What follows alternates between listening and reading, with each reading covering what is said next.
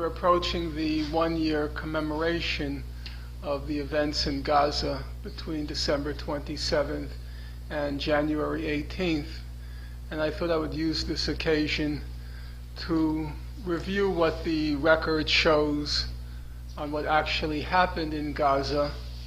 There's a lot of material came out in the past year, both in the form of human rights reports and also in the form of various testimonies, mostly by Israeli soldiers, but also other testimonies in the course of the Goldstone mission's reportage on Gaza. So I wanted to first look at what happened in Gaza, because I'm afraid the history is going to be rapidly rewritten. In fact, it's already being rewritten. And then secondly, look at the Goldstone report, which seems to be the major repercussion of the Gaza events, and to try to figure out what is the significance of the report. And since this is mostly an activist audience, what we can learn from the Goldstone report in terms of how we should proceed in the future on trying to resolve the conflict. So let me begin by going through what happened in Gaza. For those of you who have clear memories, you'll forgive me for going over old ground. And for those of you whose memories are clouded, I think it's useful to try to recall the sequence of events.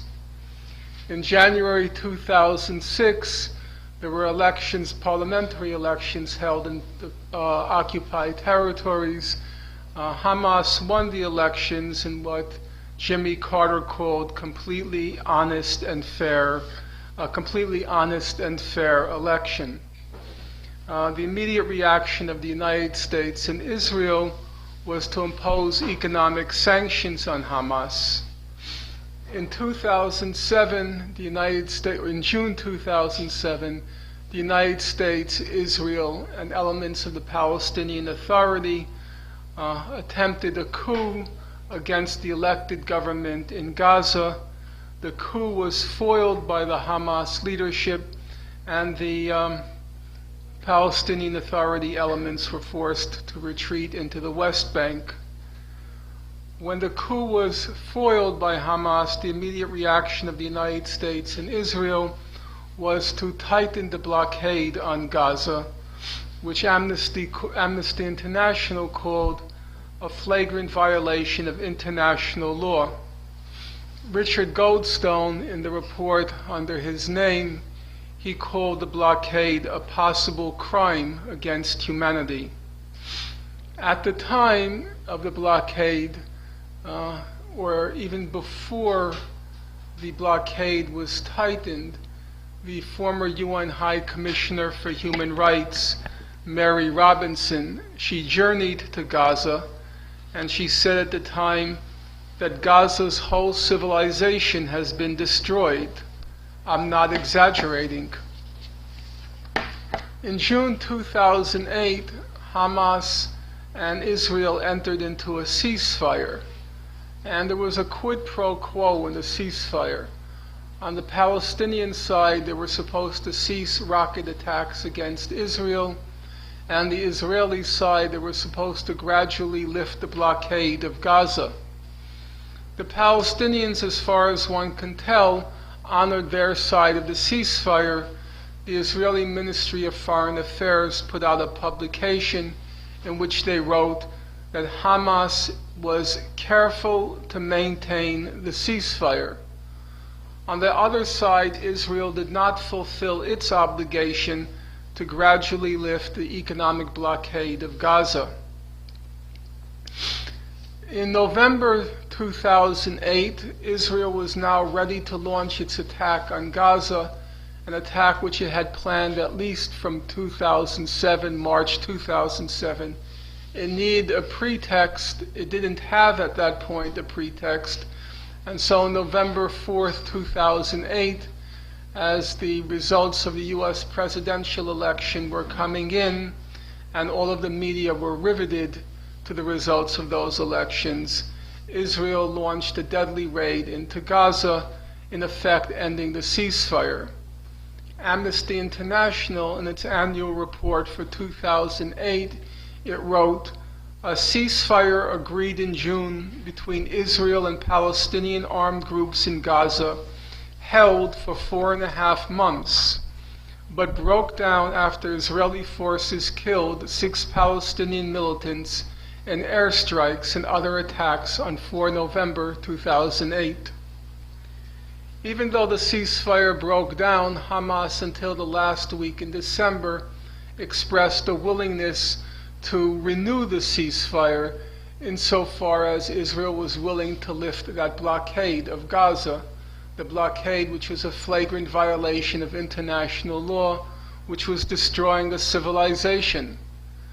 Sarah Roy, the Harvard-trained economist, she wrote in December, just on the eve of the Israeli attack, she said, "The breakdown of an entire society is happening in front of us, but there is little international response beyond UN warnings which are ignored."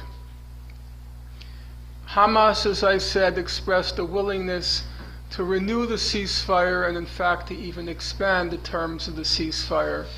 Israel refused. It demanded an unconditional and unilateral Hamas cessation of rocket fire. And then when Hamas refused those terms, the unconditional and unilateral ceasefire, Israel attacked on December 27th. I would mention in passing that some people are fairly quick to criticize Hamas for refusing to cease the rocket attacks, and the criticism is made both on moral legal grounds and also on tactical grounds. The moral legal grounds are that the Hamas rocket attacks were illegal under international law because they either targeted civilians or they were indiscriminate attacks on Israel. And then the tactical criticism of Hamas is that it gave Israel the pretext it wanted to launch the attack. In my opinion, neither of those criticisms are valid. I don't think that the Palestinians had any obligation to lay down and die. I don't think any tenet of international law imposes that obligation on Palestinians. When you say that they shouldn't have fired the rockets on either moral legal grounds or on tactical grounds, you have to present an alternative. A civilization is being destroyed. A flagrant violation of international law has been imposed on the people of Gaza. Sarah Roy wrote, to quote her again, "The breakdown of an entire society is happening in front of us." You have to present, in my opinion, an alternative. What else could Hamas have done under those circumstances? And unless you can present an alternative, another option, it doesn't seem to me that any criticism or that criticism of Hamas is valid. I would also want to point out, for what it's worth, because people often say, if the Palestinians only had a Gandhi. The problem with people who make that kind of claim is they have not a clue what Gandhi actually wrote on these subjects. Gandhi was very clear on the fact, as he put it, that there are certain kinds of violence when, if they're resorted to against an overwhelming force, in his view, they're not violence. So, for example, he gave the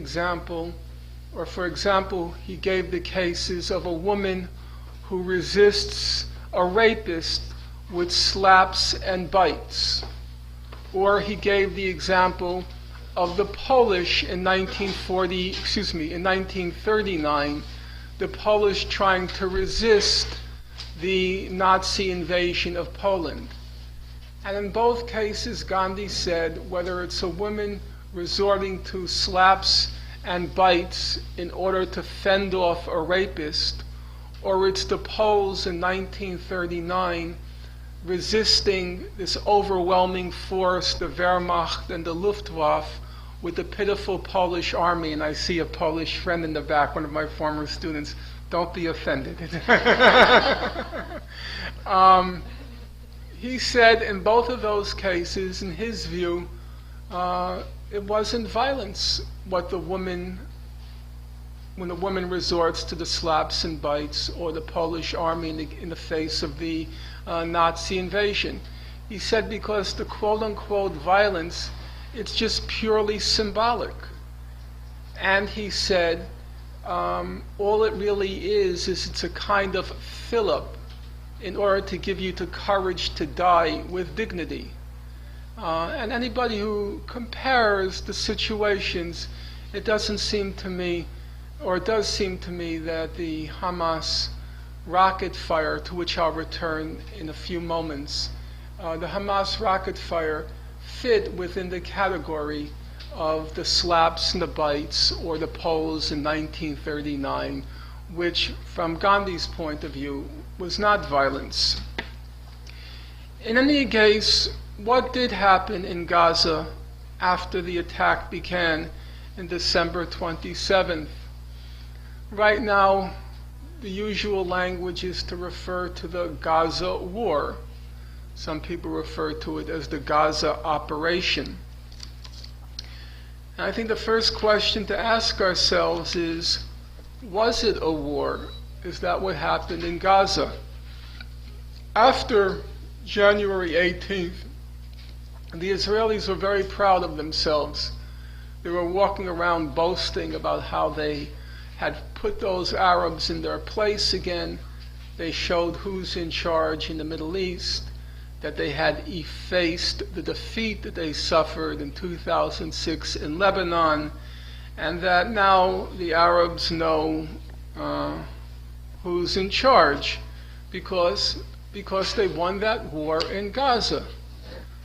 But an Israeli strategic analyst writing in Israel's main newspaper, most respected newspaper, Haaretz, he said, "It is very dangerous for Israel to believe it won the war when there was no war. In reality, not a single battle was fought during the 22 days of fighting. This was not a war. It was not even a real battle." What happened on the ground?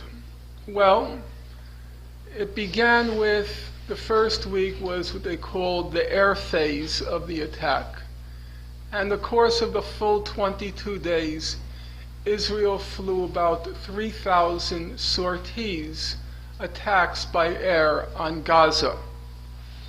Every plane returned, none was downed, none was even hurt or damaged. And that's not surprising because the Palestinian resistance had no air defenses, no anti-aircraft defenses. The planes, to quote one military analyst, the planes operated in an environment free of air defense, enjoying complete aerial superiority. It took as much courage to fly planes over Gaza as it does to shoot fish in a barrel, or for those of you who frequent Coney Island as I do, it took as much courage as it does to shoot the freak. After the first week, Israel launched its air and ground offensive in Gaza. There were no battles. There couldn't have been any battles because Israel was using special night fighting equipment. Hamas couldn't even see them. And that's not just speculation. It's what all the soldiers said. Many soldiers after the Gaza events, they spoke out about their experiences in Gaza. So this is what they said. Soldier, there was nothing there. Ghost towns, except for some livestock, nothing moved. Soldier, most of the time it was boring. There were not really too many events. Soldier, I did not see one single Arab the whole time we were there. Soldier, everyone was disappointed about not engaging anyone. Soldier, usually we did not see a living soul, except for our soldiers, of course, not a soul.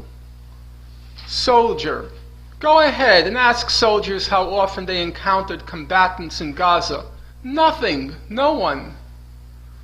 Soldier, there was supposed to be a tiny resistance force upon entry, but there just wasn't. There was no one. Now that comes from a publication called Breaking the Silence, a compendium of soldier testimonies after what happened in Gaza. And that's one side of the story. There was nobody there. There were no battles. There were no enemies in the field. But that's half, as I said. The other half gives you a full picture. And it's worth it for you to look at it for yourself. If you get home, to just enter under Google Breaking the Silence, and you bring up the document, and then you enter under the search function, enter the word insane. And if you enter the word insane, you'll see there are 7 times it appears in that document. Now the soldiers were interviewed separately, but they all kept saying the same thing, namely that Israel used insane amounts of firepower in Gaza. Israel used insane amounts of firepower in Gaza. Insane, insane, insane.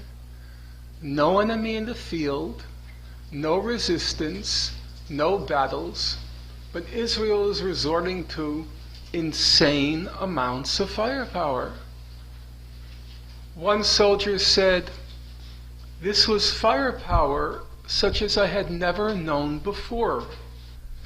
There were blasts all the time. The earth was constantly shaking." Another soldier said, "On the ground you hear these thunderous blasts all day long. I mean, not just tank shelling, which was a tune we'd long gotten used to, but blasts that actually rocked the outpost, to the extent that some of us were ordered out of the house we were quartered in for fear it would collapse. They were shooting and firing into the horizon, but the houses that they had commandeered in Gaza were shaking from their foundations, even though the firing was into the distance." So what happened in Gaza? Actually, some of the soldiers came up with quite illuminating metaphors. One said, "It felt like hunting season had begun. Sometimes it reminded me of a PlayStation computer game." Another said, "You feel like a child playing around with a magnifying glass, burning up ants." Now, I was a kid, I remember, and I used to take that magnifying glass, focus the rays of the sun, and incinerate ants in an anthill. And I can't say I'm proud of it, but I had, even at that age, enough lucidity of mind not to imagine I was engaged in a war. And that's what was happening in Gaza. It was like a child playing with a magnifying glass, burning up ants. About 13 to 1,400 Palestinians were killed, up to as many as 4/5 were civilians. About 350 children were killed. The total, the estimates are 353 to 358. children were killed. Total Israeli casualties came to about 10 combatants killed. Not about, we know exactly. 10 combatants were killed. Half of those 10 were killed due to friendly fire, Israelis accidentally killing each other. And 3 civilians were killed. So it was a ratio of about 100 to 1. 100 Palestinians were killed for each Israeli killed. And on the civilians, it was about 400 Israeli civilians killed for every Palestinian that was killed. Excuse me. 400 Palestinians killed for every Israeli killed. Excuse me. I would want to just make a side comment there. There was much criticism of a lot of the human rights reports, including the Goldstone reports, which it was alleged they were disproportionate, the reports, in their allocation of space to criticism of Israel and criticism of the Palestinians. And in fact, they were disproportionate, but the disproportionality goes in the opposite direction than what was claimed against these reports. If you take the Goldstone report, to which I'll return presently, it devoted about 1/5, between about 1/10, I'm trying to estimate now. I would say it devoted about 10% of the report to what happened in Israel, and about 90% to what happened to Palestinians. So it's a ratio of about 9 to 1, roughly speaking. But if you look at the actual numbers, say for example, numbers killed, the ratio is about 400 to 1. Civilians killed, total killed about 100 to 1. Or you take something like damage done to infrastructure, about 6,000 Palestinian homes were ravaged during those days in Gaza. In the case of Israel, Amnesty International wrote that one house was almost completely destroyed. So the ratio was roughly about 6,000 to 1 when it came to houses, as I said, about 100 to 1 when it came to total casualties, 400 to 1 when it came to civilians. So if Goldstone devoted about 10% of his report to Israel, he gave it much more space than the objective data actually warranted. And that was true of all the reports. In the case of Human Rights Watch, time doesn't allow me to go into detail, Human Rights Watch put out 5 reports. Of those 5 reports, 2 of the 5, 40%, were devoted to criticizing the Palestinians. One because of the Palestinian attacks on Israel, and a second devoted to Hamas treatment of dissenters during the Gaza attack, basically attacks on Fatah people. So they gave over 40% of their total report coverage of the Gaza to criticism of Hamas. If you look at the proportion again, it's way over what the objective data would have warranted. Well, what happened apart from the killing? Many things were said about the attacks in Gaza.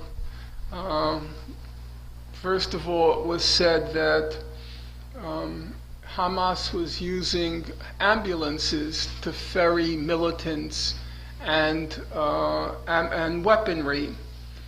All the human rights reports investigate that claim. I should point out that probably no other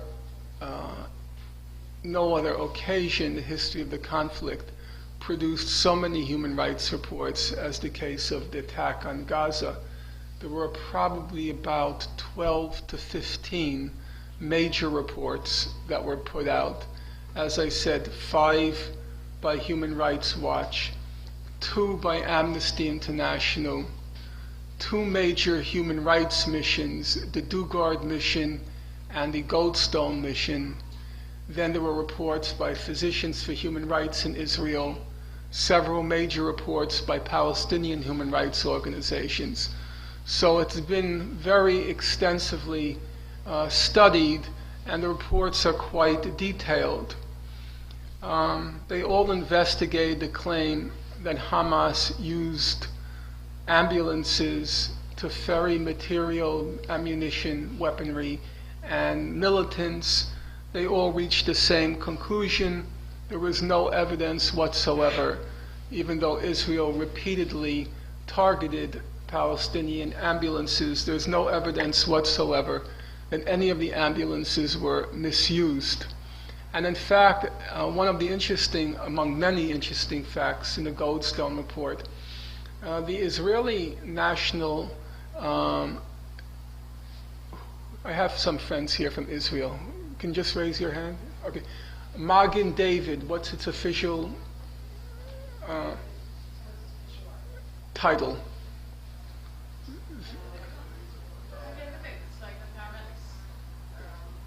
Ambulances, yeah, ambulance service. They testified to Goldstone themselves. Magen David testified. I guess it's called Adam, A-D-O-M, Adam Magen David. Right. They testified there is no evidence whatsoever that those ambulances were misused by Hamas. As many of you know, Israel also targeted hospitals systematically in Gaza. It dropped white phosphorus on several of the hospitals. White phosphorus reaches a temperature of 800 degrees centigrade, 1300 degrees Fahrenheit. And they dropped white phosphorus in Al-Quds Hospital and the second hospital, and many of the hospitals were attacked. The grounds Israel gave was that the hospitals were being used as refuge for Hamas militants. That charge, too, was exhaustively investigated by all the human rights organizations, and all the human rights organizations reached the same conclusion. There's no evidence whatsoever that those hospitals were being misused by Hamas militants. I would also want to point out that the Israelis themselves presented next to no evidence to support their claims. So if you take, for example, the question of the ambulances, Israel put out a large report defending its actions in Gaza. And I read the report with considerable care.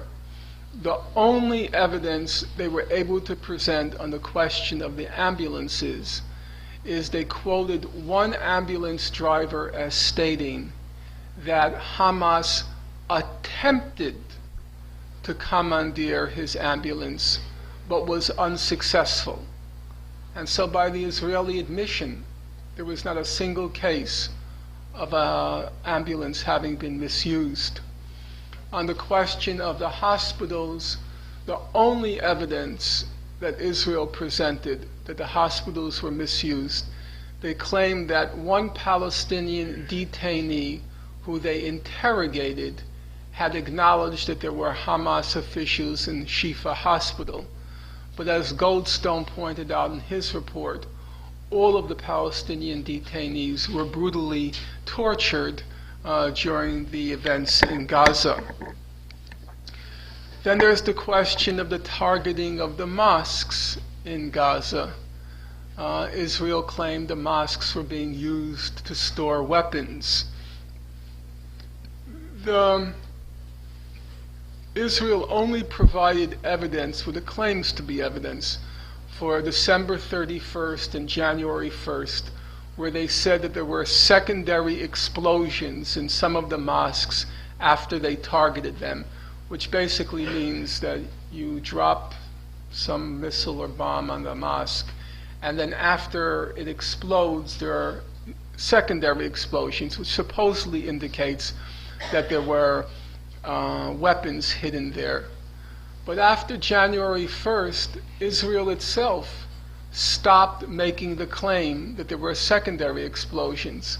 So if you look at their press releases from January 2nd onwards, which I've read, they don't even pretend that there were weapons hidden in the mosques.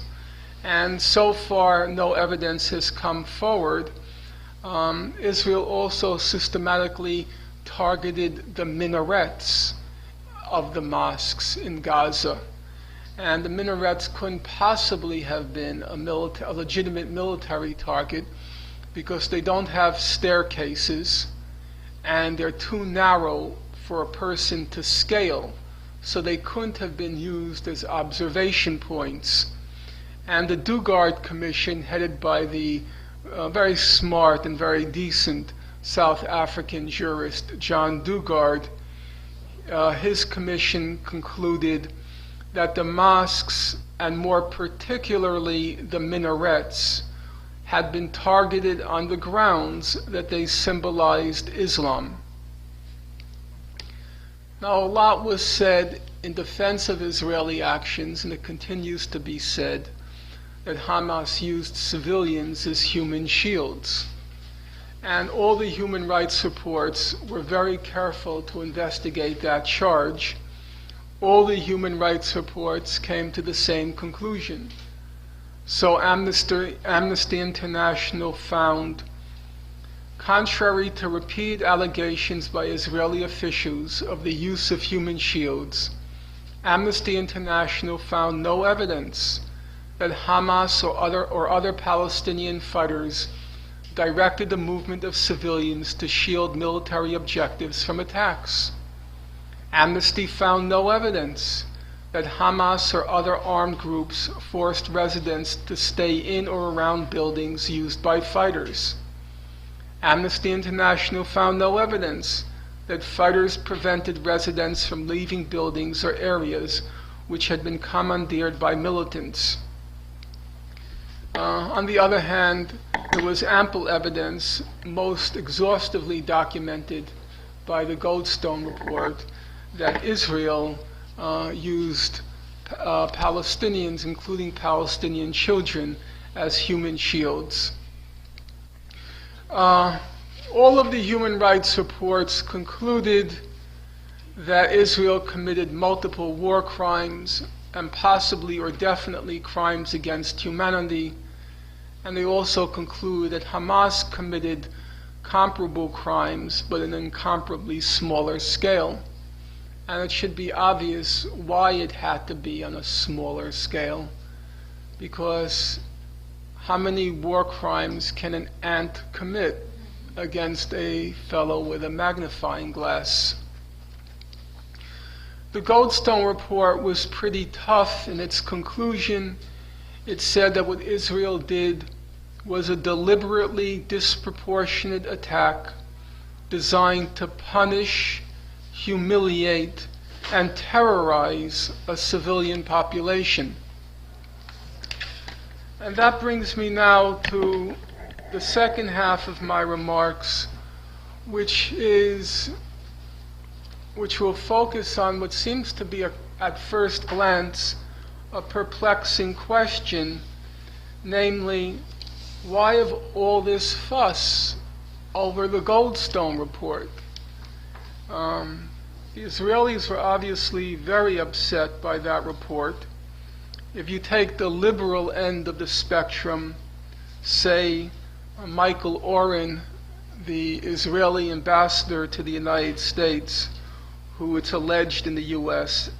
that he's a historian, Michael Oren, he called the Goldstone report, he said it's worse than Ahmadinejad and the Holocaust deniers.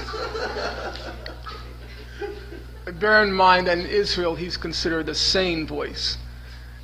Then there's the Nobel laureate for peace, Shimon Peres.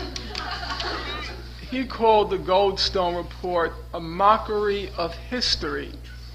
And he set out to set the historical record straight. And this is the historical record as Mr. Perez understands it. Quote, IDF, Israeli Army operations, are what brought economic prosperity in the West Bank, liberated Lebanon from the wrath of Hezbollah, and enabled Gaza residents to return to their daily routine. That's the Nobel laureate for peace. So the question arises, why the fuss over the Goldstone report? Because it was actually the last in a long series of reports on what happened in Gaza. Reports by very reputable organizations, both global organizations like Human Rights Watch and Amnesty International, and local organizations both in the occupied territories and in Israel. And if you look at the report itself, on some points it's a little bit weaker than the other human rights reports.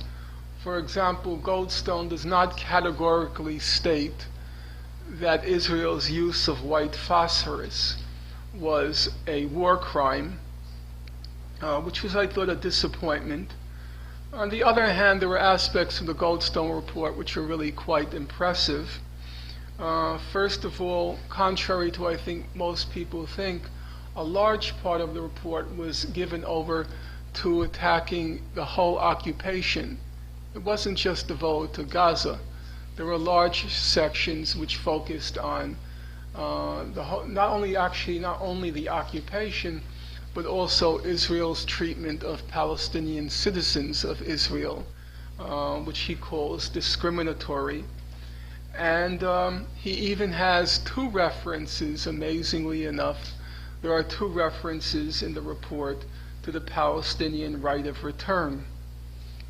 But that's not, in my opinion, the main reason the report evoked such a hysteria in Israel.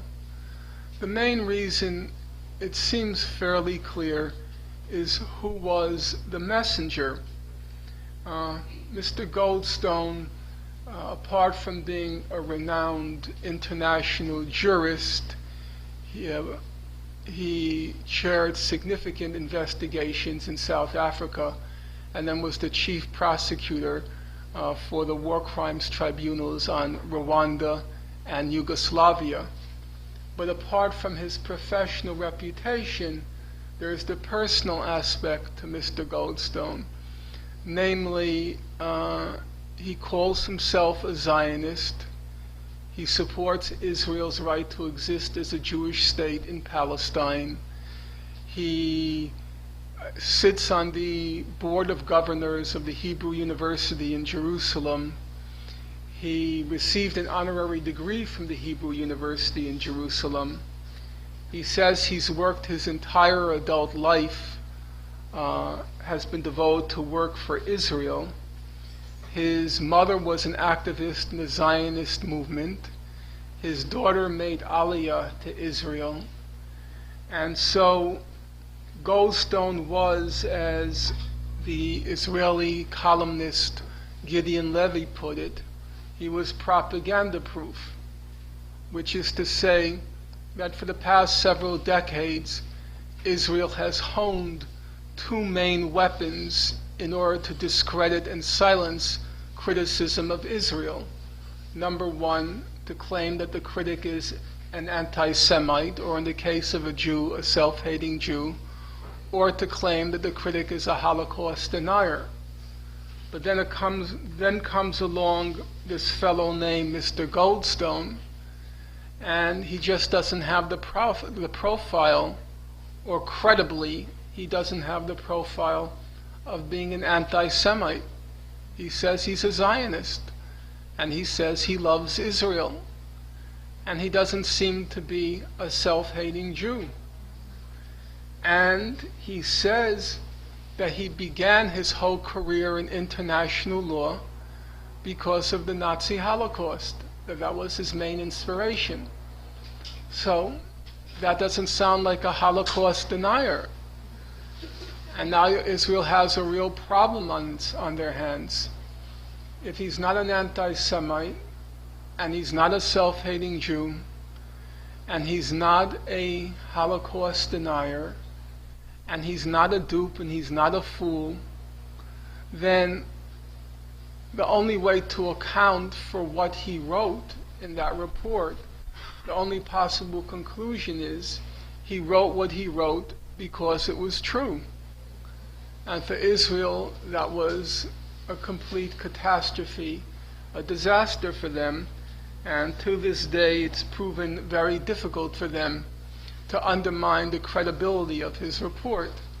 Because for the first time, really, Israel has been forced to confront the facts.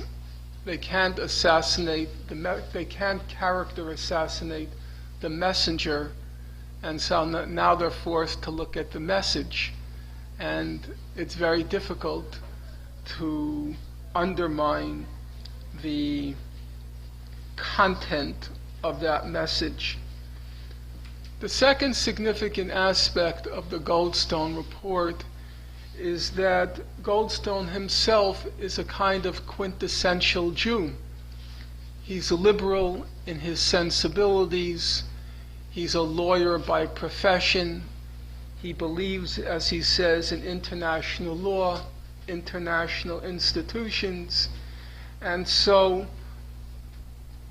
he's kind of your typical Jewish supporter of Israel, because Jews themselves are overwhelmingly liberal in their political inclinations.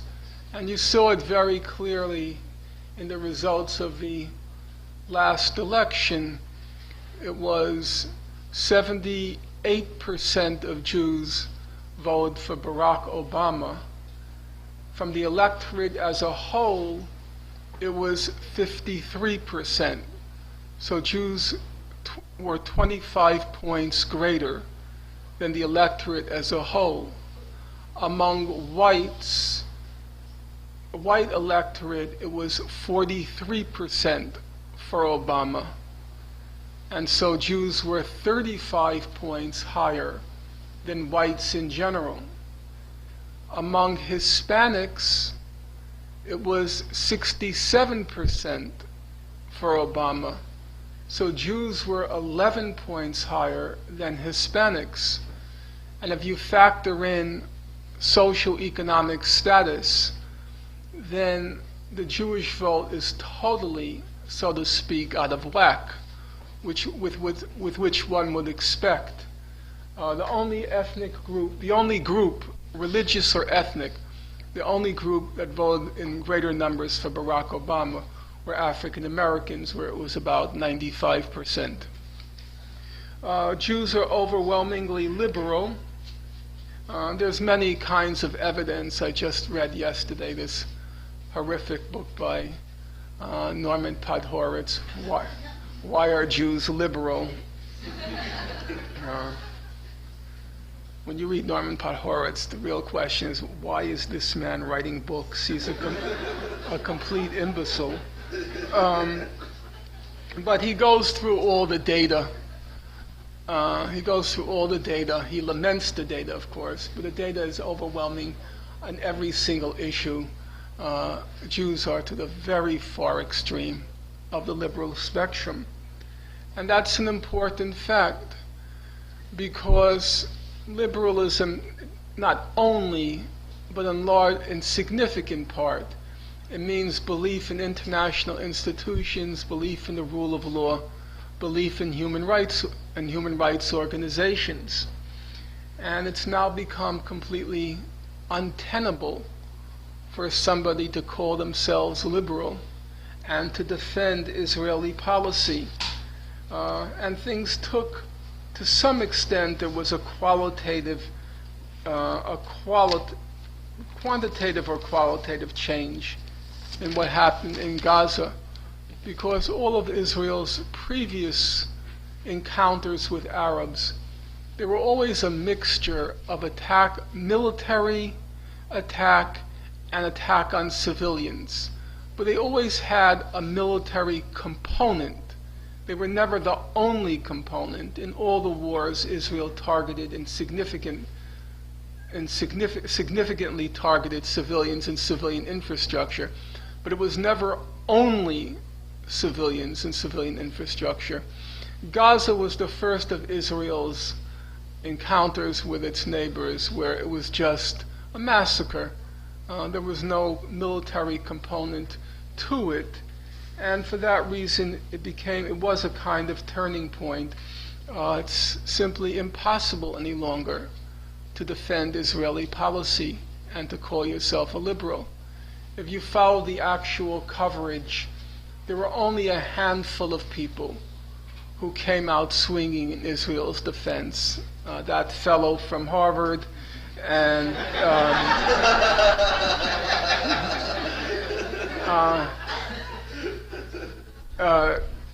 a couple of others. But it was also very striking after what happened in Gaza that when the Goldstone report came out, even though no major newspaper came out supporting Goldstone against Israel, it's also a fact that no newspaper came out supporting Israel against Goldstone. There wasn't a single editorial in any major newspaper in the US which supported Israel against Goldstone. Many chose not to comment, but none would defend Israel against Goldstone for the same reason, that it's impossible any longer to reconcile liberal sensibilities with defense of Israeli policy. And the third major outcome of the Goldstone report, it's hard to say how long it's going to last, but for the first time in the history of the Israel-Palestine conflict in a long time, the human rights issue has moved center stage, and it's at least now on a par with the so-called peace process. And even temporarily, I don't think it's going to last, but temporarily it displaced the peace process. The human rights issue displaced the peace process as the main focus of the conflict. And that was a very important development because that's where Israel is weakest. And if you look at the history, just to briefly go through it, on the history of the human rights issues, take for example the question of torture. If you open up now Israeli books, histories by Israelis, you take for example Benny Morris's book Righteous Victims, or Tom Segev's book on the 1967 war, they both say that they acknowledge Israel routinely tortured Palestinian detainees from right after June 1967.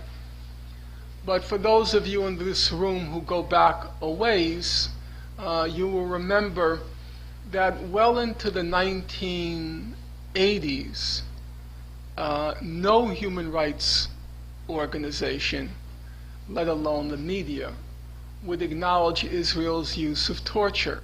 It was simply unsayable. I'm not sure if it was unthinkable, but it was unsayable. And that includes Amnesty International. Amnesty was very careful never to use the word torture when it came to Israel. In the 1980s, Amnesty had declared the 1980s the decade to end torture, and it put out a famous book. It was called Torture in the 80s. And when it came to Israel, they would not use the word torture. And the reasons were fairly obvious, and they go back to the point I made earlier, which is Jews are liberal, and Jews happen to be very wealthy. And you combine the two, and what you get is many of the human rights organizations are financed by liberal Jews. And the organizations were very careful and worried about the plug being pulled on them if they were too hard on Israel. Now things started to change with the first Intifada, and they changed basically for two reasons.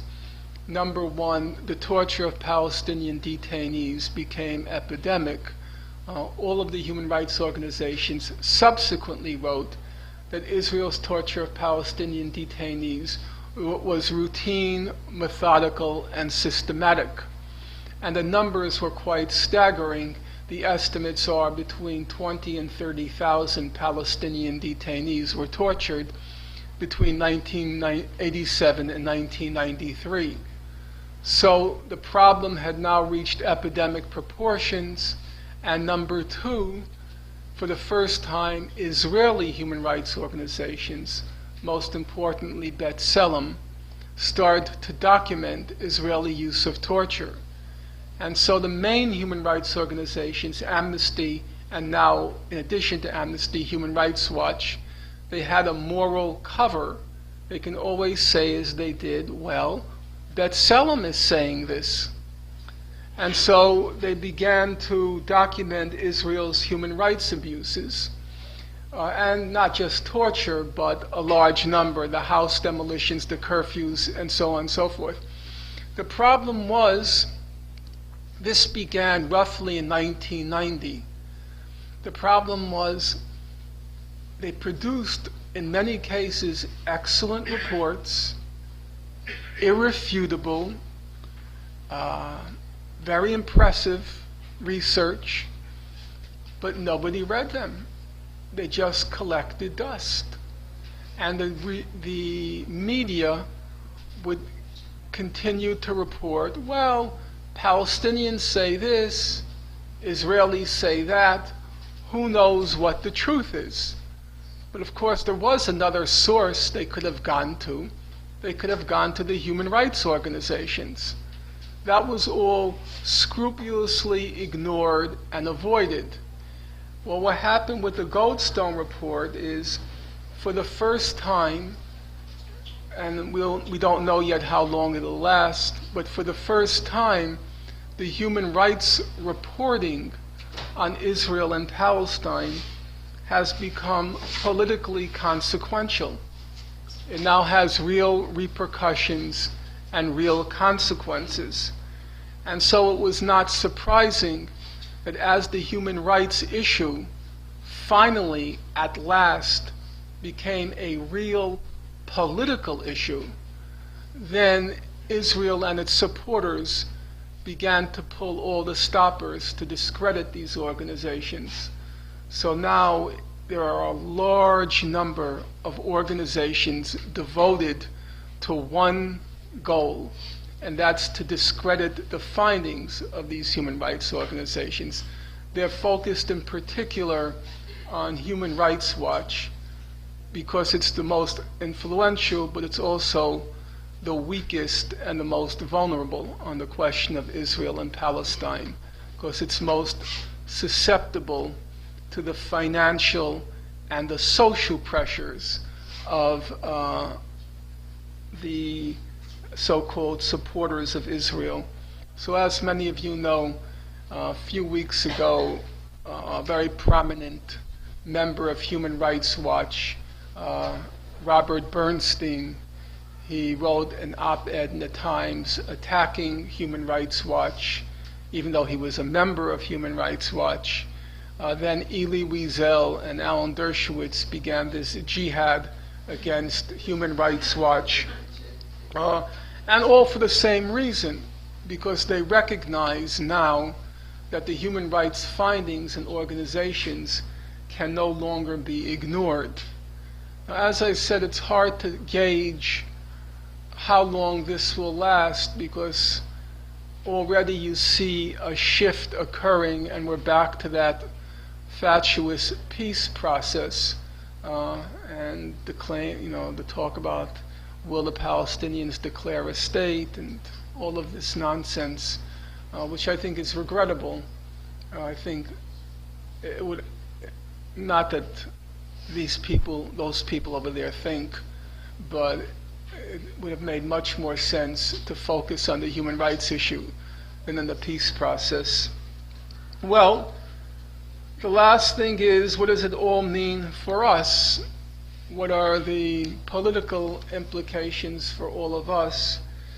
And my own view is that the Goldstone Report is an excellent platform to pursue our work, but it requires two things. Number one, I think the Goldstone Report again testifies to the fact that we have to focus on a political agenda on which a consensus exists.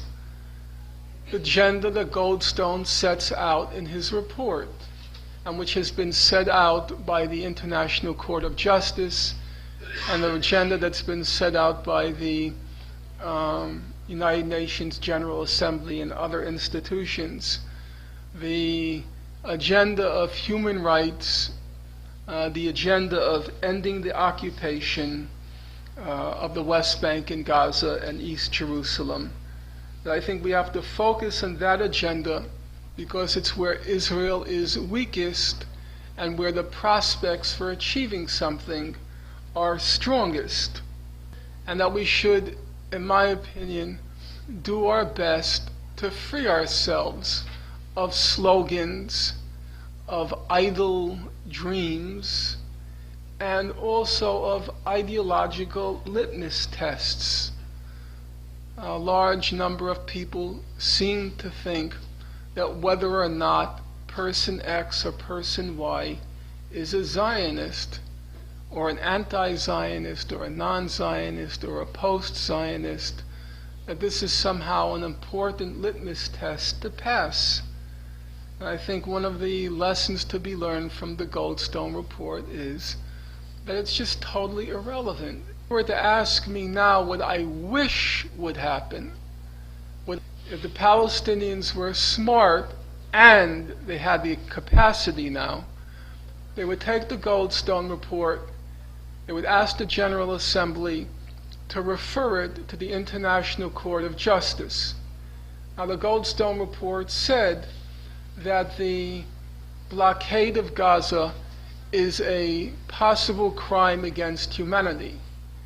If they referred it to the ICJ, it's inconceivable that the ICJ would come back with any other opinion except that the blockade is illegal. And then the Palestinians would have two huge victories. They would have the illegality of the wall in the West Bank and the illegality of the blockade in Gaza. And that would be a foundation for a massive movement of civil disobedience, which would join the West Bank and Gaza. A movement in the West Bank to dismantle the wall, and a movement in Gaza to break the blockade. And between them, with the backing of the ICJ, and they would have to get the backing of the EU on both of those counts, I think Israel would be very isolated, and those would be achievable goals.